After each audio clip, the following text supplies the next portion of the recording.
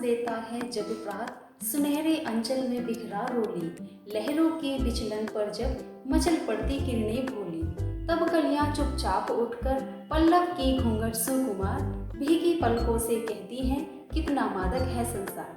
मेरे प्यारे विद्यार्थियों, मैं मंजली बुराड़ी पब्लिक स्कूल से आपकी हिंदी की अध्यापिका हूँ। आज मैंने सबसे पहले आपको कविता सुनाई क्योंकि आज विश्व कविता दिवस है और विश्व कविता दिवस के अवसर पर मैं आपको इस वीडियो के माध्यम से बताना चाहती हूँ कि विश्व कविता दिवस कब मनाया जाता है, क्यों मनाया जाता है और इसका उद्देश्य और इसका क्या महत्व है।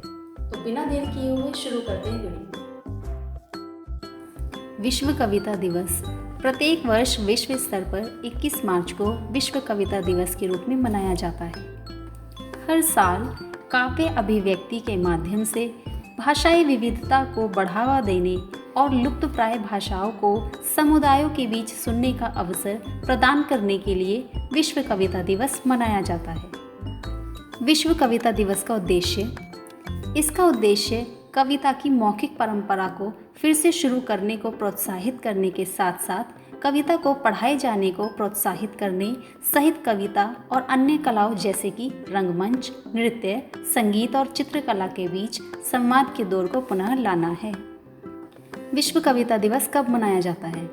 संयुक्त राष्ट्र के शैक्षिक, वैज्ञानिक और सांस्कृतिक संगठन यानी यूनेस्को ने साल 1999 में पेरिस में आयोजित किए गए 30वें सत्र के दौरान 21 मार्च को विश्व कविता दिवस के रूप में मान्यता दी गई थी और तभी से ही प्रत्येक वर्ष 21 मार्च को विश्व कविता दिवस मनाया जाता है। कविता और कवि का महत्व। कविता के जरिए एक कवि अपने शब्दों की ताकत और अपने व दूसरों के दिल के भाव व्यक्त कर सकता है।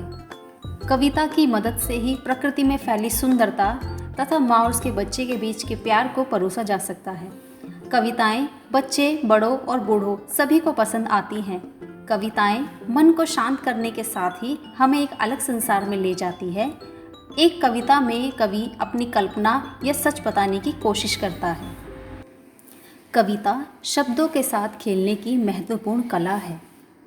भारत के कुछ प्रसिद्ध कवि व कवियत्री जिनके नाम कुछ इस प्रकार हैं: कबीरदास, अब्दुल रहीम खाने खाना, रामधारी सिंह दिनकर, सूर्यकांत त्रिपाठी निराला, जयशंकर प्रसाद, सुमित्रा नंदन पंत, महादेवी वर्मा, हरिवंश राय बच्चन, मैथिली शरण गुप्त, माखनलाल चतुर्वेदी। धन्यवाद।